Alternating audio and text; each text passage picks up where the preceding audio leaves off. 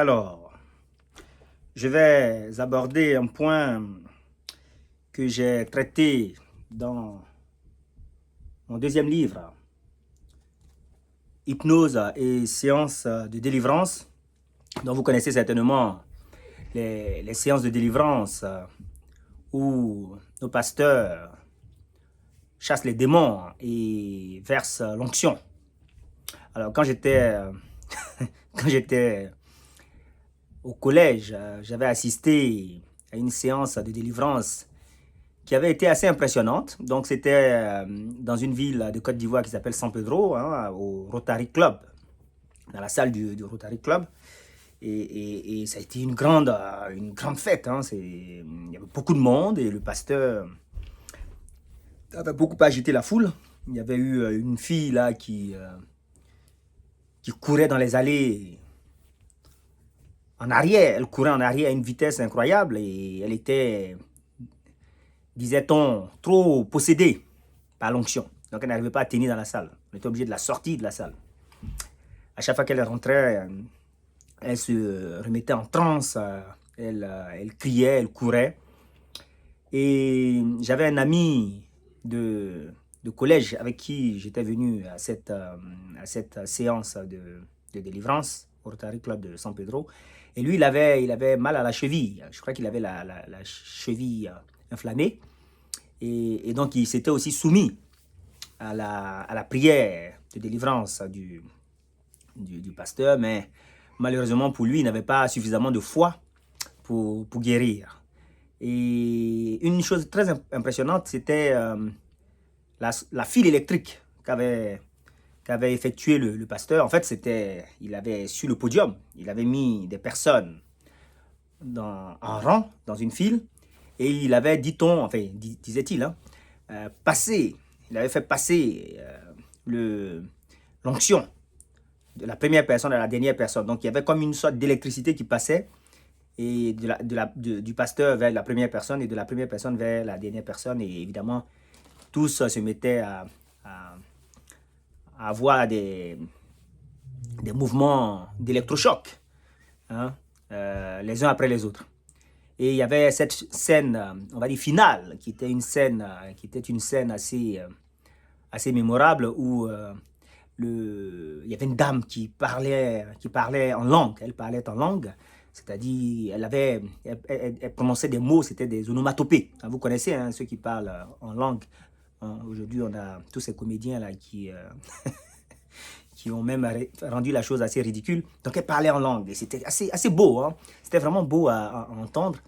Et c'était vraiment le clou, on va dire, du spectacle, si je peux m'exprimer ainsi. Et le pasteur traduisait. Donc, elle parlait, le pasteur traduisait. C'était une langue, c'était des onomatopées. Hein. C'était des onomatopées et le pasteur traduisait. Donc, ça, c'était l'une des séances des séances de délivrance à laquelle j'ai assisté. J'en ai assisté à d'autres, mais celle-là, elle était quand même assez marquante. Et évidemment, ce type d'événements m'ont poussé à me poser des questions en me disant, mais à quoi assistons-nous? Qu'est-ce que c'est que ce spectacle? C'est quoi cette onction qui passe du pasteur aux assistants? Tu vois? Pourquoi tous ces gens s'agitent? Alors, face à des phénomènes comme ça, donc ça c'est l'objet de mes recherches hein, depuis des années, que je continue d'ailleurs, et c'est ce qui a donné, enfin, c'est ce genre d'événement qui a donné l'objet qui a abouti à l'écriture de ce livre Hypnose et séances de délivrance, hein, suite à mes recherches et à mes découvertes. Bon, face à ces genres de situations, alors quand on ne les a pas vécues, on peut les nier. Si on n'a pas vécu, on peut dire, bon voilà, c'est l'histoire de parler en langue, ou cette électricité qui passe d'une personne à l'autre, ou des gens qui s'agitent et qui se roulent au sol, pardon, c'est une invention. Donc, on peut nier le fait. D'accord? Le fait n'est pas établi. Ça, c'est une option. Maintenant, quand on a assisté au fait, bon, à moins qu'on ait rêvé, on est sûr que le fait a eu lieu. Dans ce cas, on peut crier à la fraude. C'est-à-dire qu'on peut imaginer que, bon, peut-être le pasteur s'est entendu avec certaines personnes pour créer le spectacle. Ça, c'est pas exclu, mais bon, vu la fréquence des événements et le nombre de personnes, qui sont soumis le nombre de personnes soumises à ce genre de phénomène et la fréquence des événements, bon, il y a très peu de chances que tout ne soit que fraude. Donc, à un moment donné, il y a une obligation d'explication, de compréhension. Il faut essayer de comprendre ce qui se passe. Est-ce qu'il y a vraiment onction? Qu'est-ce que c'est exactement? De quoi s'agit-il? D'accord? Voilà. Donc, dans cette démarche-là, quand j'ai fait mes recherches, je suis tombé sur l'histoire de l'hypnotisme, l'histoire de l'hypnose.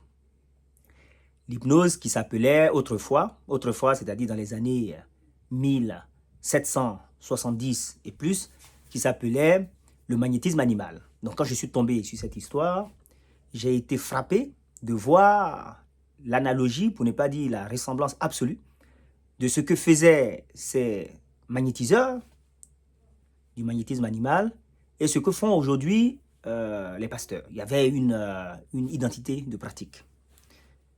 Voilà, il y avait une identité de pratique. Donc, j'ai conclu que les séances de délivrance sont des spectacles publics d'hypnose. Et c'est ce que, en fait, j'explique dans le livre, avec les sources et les documents. Alors, le père spirituel, ou pour ne pas dire même le grand-père spirituel de tous les magnétiseurs et des hypnotiseurs et donc des délivreurs, des chasseurs de démons, c'est Franz Anton Mesmer. Donc, Mesmer. Voilà. Aujourd'hui, il y a un hypnotiseur qui s'appelle Mesmer, mais le Mesmer dont je parle, c'est vraiment le fondateur. C'est celui qui a rapporté la pratique en France. Il est arrivé en France, si ma mémoire est bonne, dans les années 1700. Et il s'est installé à la place Vendôme. Et là, il a installé un cabinet et il soignait les gens.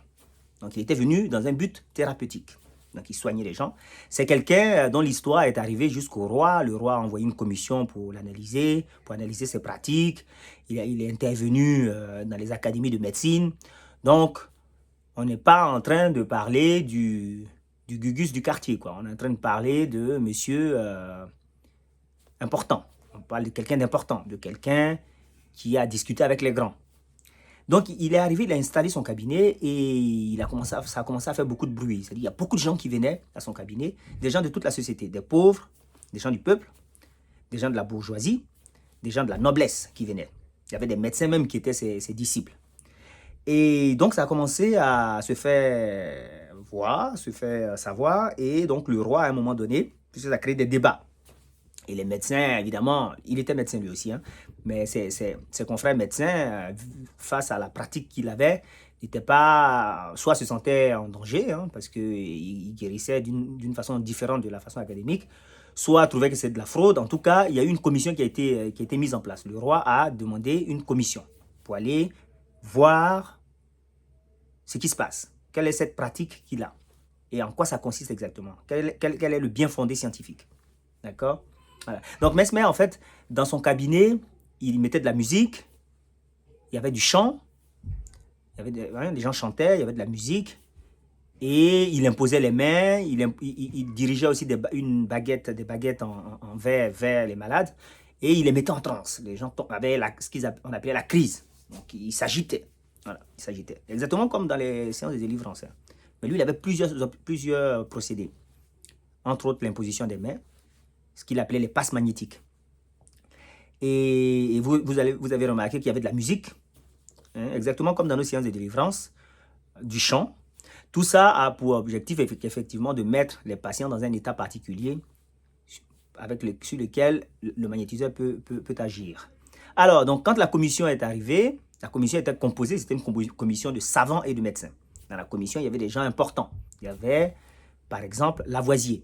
Antoine de Lavoisier, le chimiste, l'un des pères de la chimie moderne, Antoine de Lavoisier. Il y avait Bailly. Bailly qui est un astronome réputé. Donc il y avait un certain nombre de personnes importantes. Ce n'était pas une commission composée d'ignorants.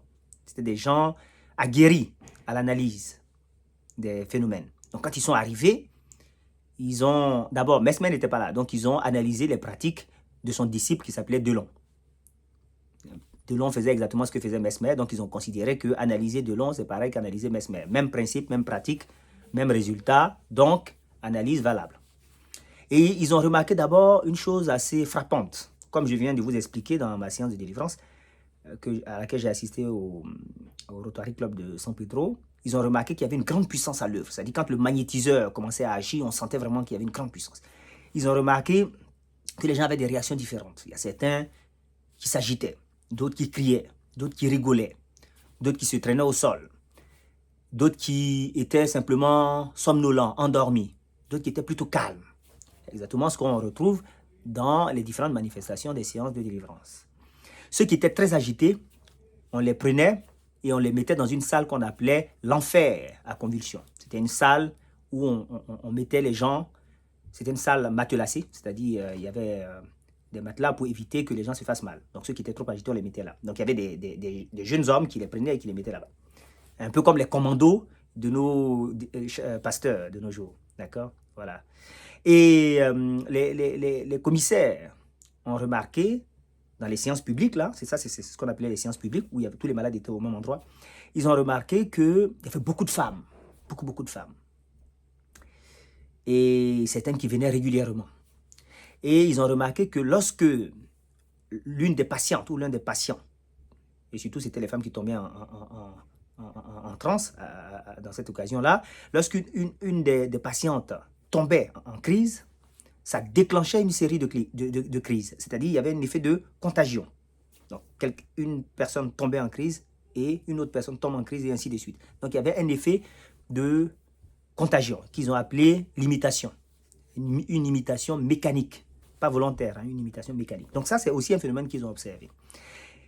Et ils ont observé que le magnétiseur avait un pouvoir extraordinaire sur les personnes qu'il magnétisait. C'est-à-dire que les magnétisés suivaient le magnétiseur partout. Il y avait une sorte de... Ils formaient comme un seul système, où l'un est le cerveau et l'autre est le corps. Et ils ont aussi remarqué que lorsqu'un magnétiseur mettait une personne en crise, c'est-à-dire lorsqu'il avait magnétisé une personne pour une première fois, les magnétisations suivantes étaient plus faciles. Et il y avait une sorte d'addiction du magnétisé envers le magnétiseur. C'est-à-dire que la personne devient accro au magnétiseur. Donc si vous remplacez magnétiseur par hypnotiseur ou par pasteur, vous comprenez que quand un pasteur a déversé l'onction sur une personne, les prochaines fois, il a plus de facilité pour déverser l'onction. C'est-à-dire qu'il a plus de facilité pour mettre la personne en transe ou en somnolence ou en état d'hypnose, quoi. Voilà. Il a plus de facilité les prochaines fois.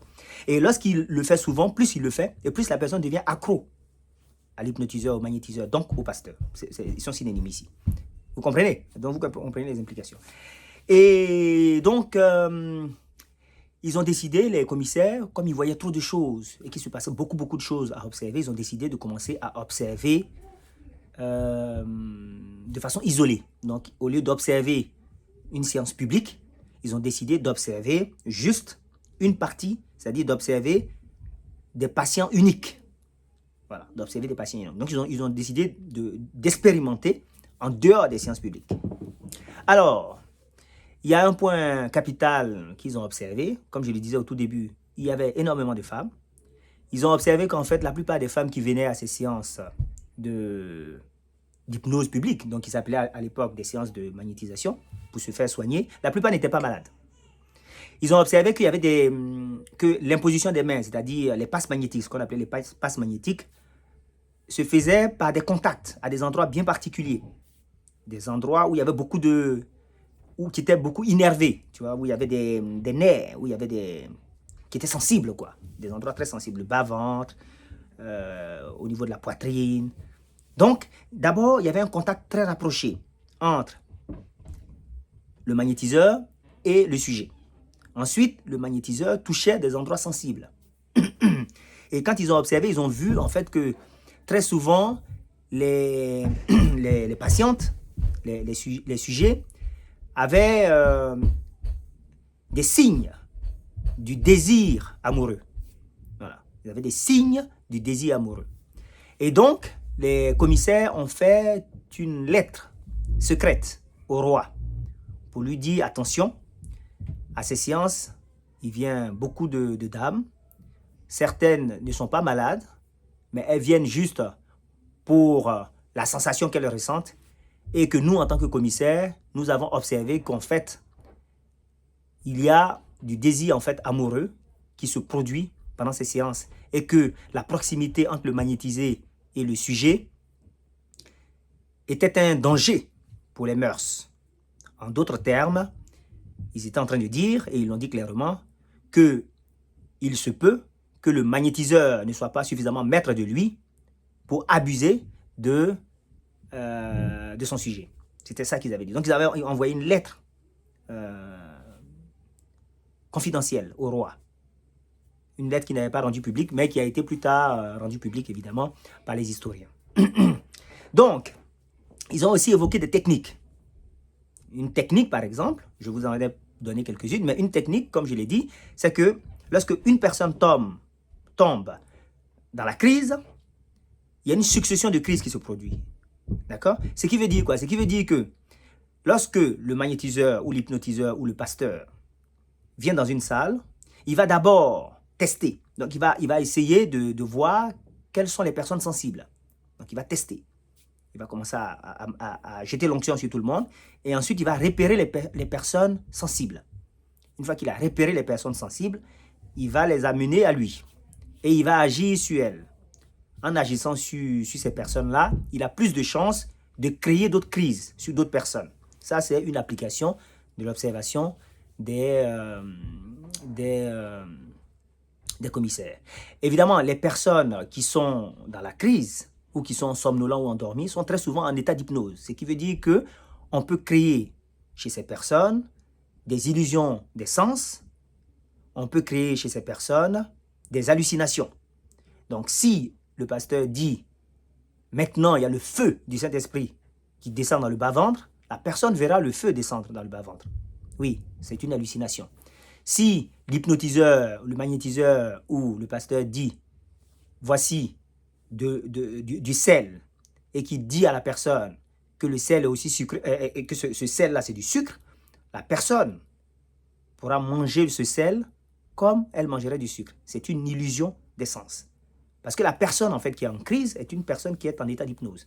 Et en état d'hypnose, les hypnotiseurs, les magnétiseurs ont prouvé, ont montré, par l'expérimentation, qu'on pouvait induire des illusions de sens et des hallucinations.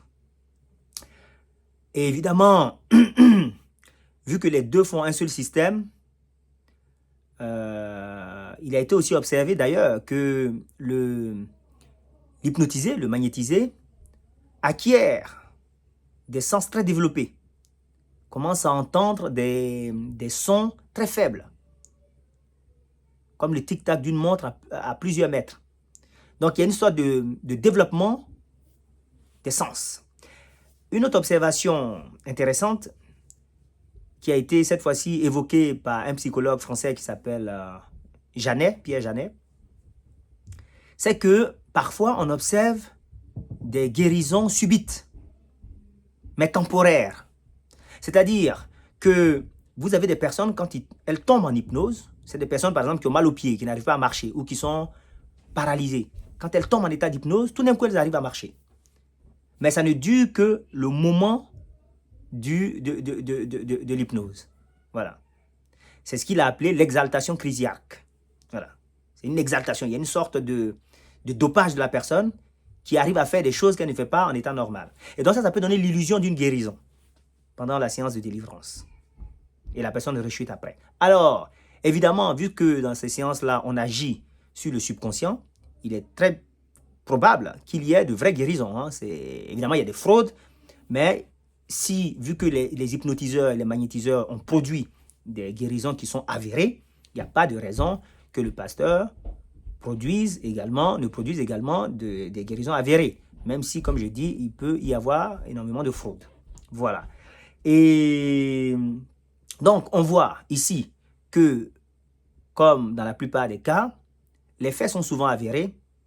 L'interprétation qu'on en donne est souvent fausse.